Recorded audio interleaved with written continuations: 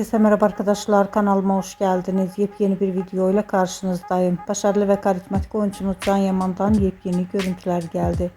Can Yaman'ın çekildiği Buru dizisinin çekimleri başladı arkadaşlar. Ben de bu muhteşem görüntüleri sizler için YouTube kanalımda video halinde sunuyorum. Umarım beğenirsiniz. Videomu beğendiyseniz kanalımı izlemeyi ve bildirim butonuna basmayı unutmayın. Şimdilik benden bu kadar olsun. Yeni videomuzda görüşmek üzere. Hoşça kalın.